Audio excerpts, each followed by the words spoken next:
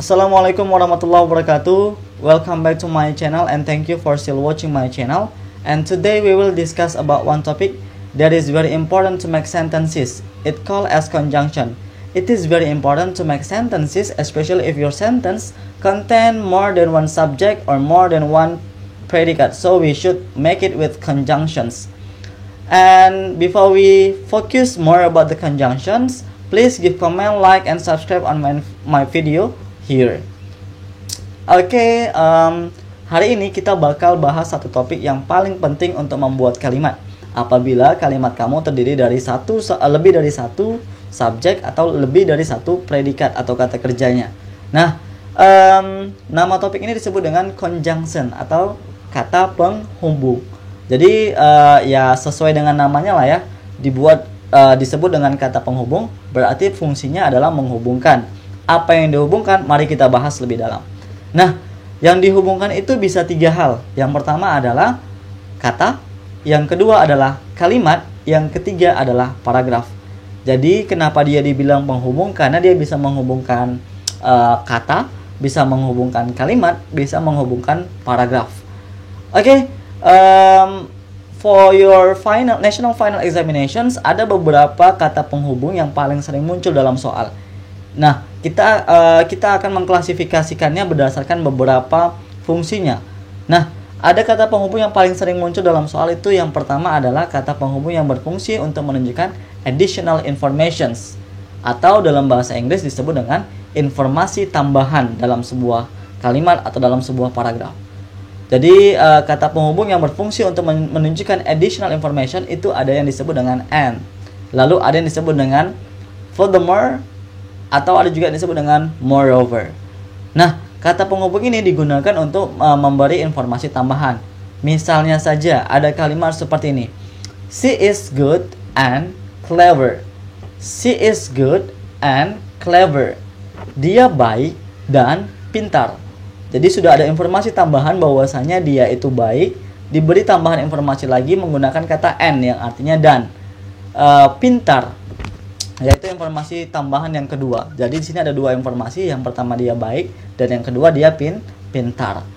Oke, itu untuk kata penghubung yang berfungsi sebagai additional information. Yang kedua, ada kata penghubung yang berfungsi berfungsi untuk menunjukkan reason atau alasan. Nah, kata penghubung yang berfungsi memberikan alasan ini biasanya digunakan untuk menghubungkan kalimat. Nah, apa saja dia? Yang pertama itu ada kata because, lalu ada kata since, lalu ada kata as, lalu ada kata for. Ya, because, since, as, or for. Jadi ini diartikan dengan kata karena. Dan nanti ada yang mirip-mirip dengan kata itu, yaitu ada kata because of dan ada kata due to.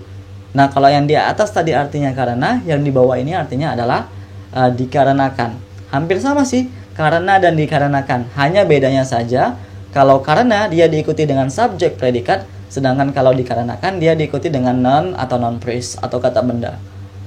Nah, misalnya saja ada kalimat seperti ini: She is happy because she wins the speech contest. She is happy because she wins the speech contest. Dia bahagia, dia senang. Kenapa? Karena dia memenangkan kontes pidato. Nah, di sini ada dua kalimat. Yang pertama dia menang, yang pertama dia bahagia, yang kedua dia memenangkan kontes pidato. Jadi di sini kata penghubung yang sangat tepat untuk diberikan dalam kalimat ini adalah kata penghubung karena. Kenapa dia bahagia? Karena dia menang lomba pidato. Itu yang kedua. Nah, yang ketiga, kata penghubung yang paling sering muncul di soal ujian nasional, khusus kelas 8 sampai kelas 9 SMP, itu biasanya adalah kata penghubung yang berfungsi menunjukkan kontras atau pertentangan. Tadi sudah ada additional informations yang berfungsi menunjukkan informasi tambahan. Yang kedua ada reason yang berfungsi untuk menunjukkan alasan. Yang ketiga ada yang berfungsi sebagai kontras atau berfungsi untuk menunjukkan pertentangan dalam sebuah kalimat.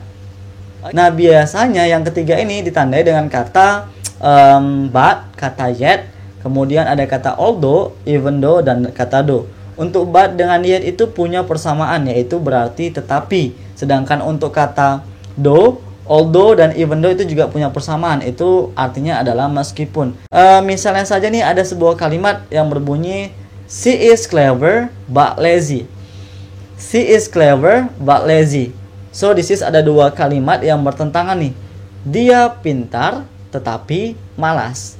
She is clever but lazy. Dia pintar. Yang satunya positif, pintar. Yang keduanya negatif, tetapi malas. Berarti kalimat ini bertentangan. Nah, kata penghubung yang tepat adalah kata tetapi.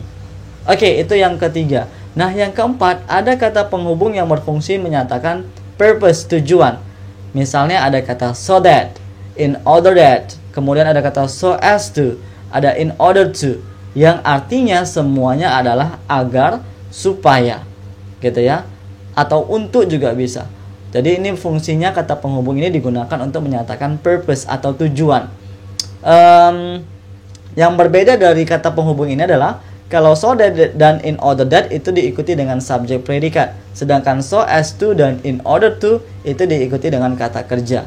Misalnya saja ada kalimat seperti ini. She studies hard in order that she is clever. She studies hard in order that she is clever. Dia belajar keras supaya dia pintar. Dia belajar keras agar dia pintar. Atau dia belajar keras supaya dia pintar. Keduanya benar gitu ya. Karena fungsinya menyatakan tujuan. Ngapain dia belajar? Supaya apa? Supaya dia pintar. Sudah ada 4 yang saya sampaikan. Yang pertama itu kata penghubung atau conjunction that functions as additional info. The second as reasons, the third as contrast, and the fourth as purpose. Next, the fifth, ini juga nggak kalah penting dan biasa muncul dalam soal ujian nasional. Itu adalah kata penghubung yang berfungsi menunjukkan time, waktu. Biasanya ditandai dengan kata when, bisa juga pakai kata since. Tadi kalau di pertama since itu bisa menunjukkan reason ya, alasan yang artinya karena. Namun bisa juga menunjukkan waktu yang artinya adalah sejak gitu. Next ada kata for. Tadi di kata for juga bisa masuk di reason. For itu untuk artinya karena, tapi juga bisa menunjukkan waktu yang artinya adalah selama. Bisa ditambahkan dengan kata misalnya ada kata after dan kata before. Jadi bisa pakai kata when, kemudian bisa pakai kata since, for, kemudian bisa pakai kata after atau before. Next, misalkan ada contoh. I had breakfast before I went to school. I had breakfast before I went to school. Saya sudah sarapan sebelum saya pergi ke sekolah. Saya sudah sarapan sebelum saya pergi ke sekolah. Jadi kalimat ini menunjukkan waktu. Kapan dia sarapan? Sebelum dia pergi ke sekolah. Nah, kita menggunakan kata before di sini. Nah, itu dia, kita sudah bahas 5 kata penghubung berdasarkan fungsinya. Tadi ada kata penghubung yang berfungsi sebagai additional informations atau informasi tambahan, yaitu kata and yang artinya dan. Kemudian ada kata penghubung yang berfungsi untuk menunjukkan reason, alasan, yaitu ada kata because, ada kata since, as, dan kata for. Bisa juga kita menggunakan kata because of dan due to. Hanya saja bedanya adalah kalau tadi because, since, as, dan for itu artinya adalah karena, sedangkan because of dan due to itu artinya adalah dikarenakan. Kemudian ada kata penghubung yang berfungsi untuk kontras, yang ketiga ya. Kontras itu pertentangan dalam sebuah kalimat. Ada kata but, ada kata yet, yang artinya adalah tetapi. Lalu ada kata although, though, dan even though, yang artinya adalah meskipun. Dan yang keempat ada kata penghubung yang berfungsi menunjukkan purpose.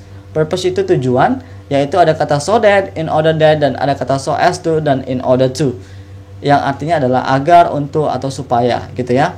Dan yang kelima ada kata penghubung yang berfungsi menunjukkan time atau waktu, yaitu ada kata penghubung when atau while yang artinya adalah ketika. Dan bisa juga dia menggunakan kata penghubung since tadi ya, kalau di atas artinya karena, yang di bawah ini artinya adalah sejak. Atau ada kata for yang diartikan dengan kata selama. Dan bisa juga menggunakan kata after yang artinya sesudah, dan kata before yang artinya sebelum. Nah, setelah ini ada beberapa tugas yang wajib kamu kerjakan. Yang pertama itu adalah coba buat ringkasan dari apa yang sudah saya sampaikan barusan. Ya, apa saja yang sudah saya sampaikan, buat di dalam buku catatan kamu bisa, atau Nanti bisa juga kamu pindahkan ke dalam aplikasi yang bakal kita buat ya. Tapi coba dulu dipindahkan ke buku catatan sebelum kamu pindahkan ke aplikasi. Yang kedua, coba jawab pertanyaan-pertanyaan berikut ini. Kamu isi dengan kata penghubung yang tepat. Yang pertama itu, we can't go out blank blank blank karena virus infects human. We can't go out blank blank blank karena virus infect human. Itu yang pertama. Yang kedua, they do the homework blank blank blank, they are lazy. They do the homework blank blank blank, they are lazy. Yang ketiga, or the third, we try to do the best blank blank blank what we want. We try to do the best blank blank blank what we want. Itu yang ketiga. Yang keempat, she needs much money blank blank blank blood. She needs much money blank blank blank blood. And yang the fifth or the last, we go out blank blank blank, everything is okay. We go out blank blank blank, everything is okay. Oke, coba dijawab pertanyaan-pertanyaan ini di dalam aplikasi yang sudah sesediakan. Oke, thank you for still watching my video. Dan jangan lupa tetap subscribe channelnya berikut ini.